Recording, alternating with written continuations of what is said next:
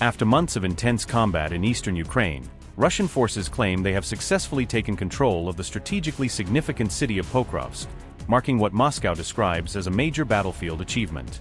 The heaviest fighting in Ukraine's eastern region has concentrated in and around Donetsk, a fortress city whose defense has tested Ukrainian forces with relentless artillery bombardments and ground assaults. As part of its ongoing campaign to seize the entire Donbas region, Russia has maintained a siege on this critical logistics hub for nearly 2 years, steadily encroaching on the city's outskirts.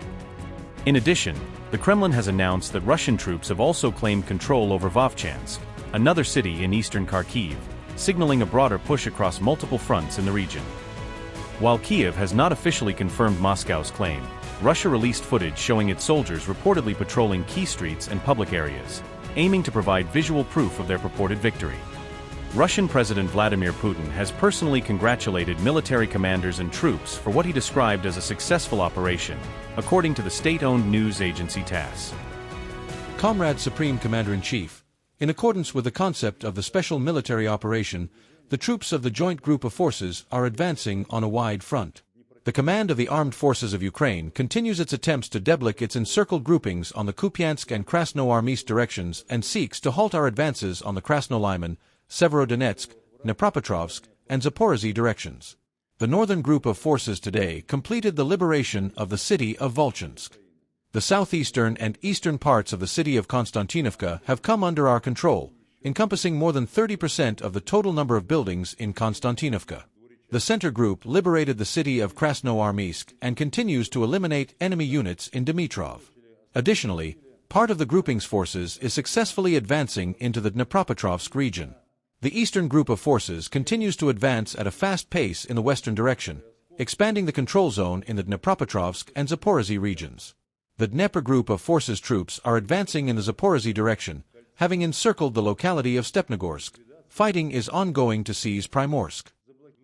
In general, we observe that the joint group forces are increasing pressure along the entire front line. In recent days, control has indeed been established over several major settlements, which are of significant importance for further actions to liberate the entire territory, including those still under enemy control. During our meeting on October 25, Valery Nikolaevich, commander of the center group of forces, reported that the armed forces of Ukraine had been surrounded in the Krasnoarmysk-Dmitrov agglomeration. Valery Nikolaevich, did I understand the chief of the general staff correctly that the city of Krasnoarmysk is in our hands? Yes.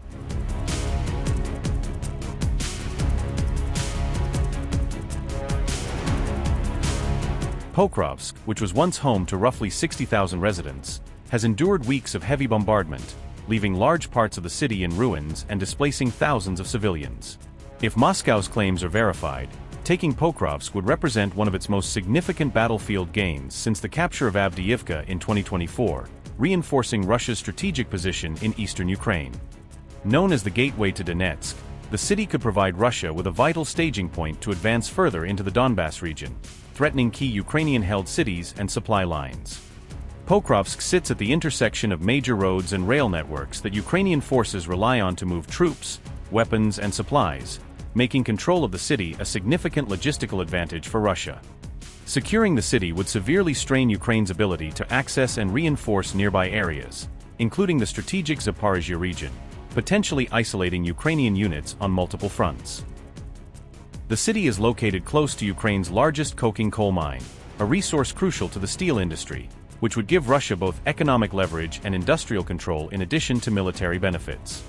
Taking Pokrovsk would also allow Russian forces to push northward toward Kramatorsk and Sloviansk, two key urban centers whose capture could solidify control over the broader Donbas region. Russia's ultimate objective remains the full seizure of the Donbas region, including the provinces of Luhansk and Donetsk, which it views as critical to establishing long-term territorial gains in eastern Ukraine. Control of Pokrovsk could serve as a springboard for advancing toward Ceasefire, strengthening Moscow's operational depth and facilitating further offensives along the front line. Securing the city also expands Moscow's operational reach, giving it additional options to target the Dnipropetrovsk region and place Ukrainian forces in a more vulnerable defensive posture.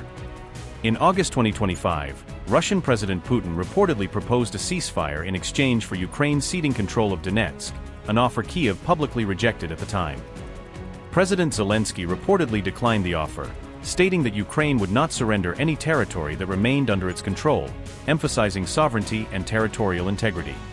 Current reports suggest that ceding Pokrovsk and surrounding areas to Russia might be considered under U.S. President Trump's proposed peace plan, aiming to negotiate an end to the conflict while redefining control over contested regions.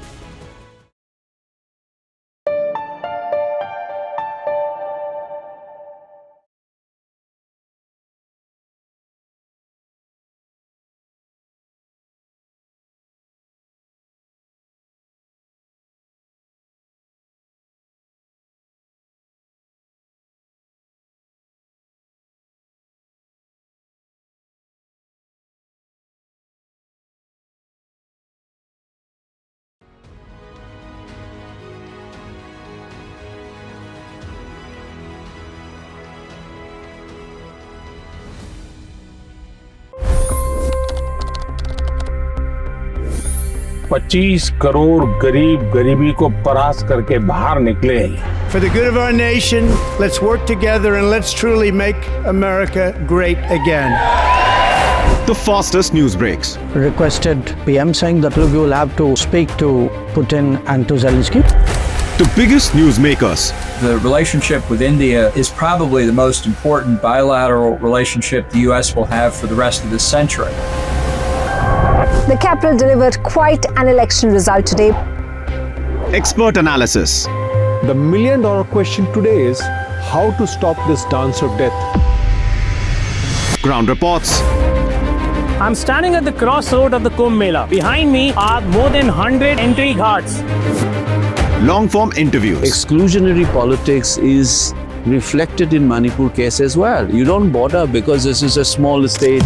Deep dive into burning issues. It's often said DRC could be the richest country in the whole world. It's because of what sits underneath. Why exactly did the US topple the Sheikh Hasina government? HT videos. We don't just break news, we break it down.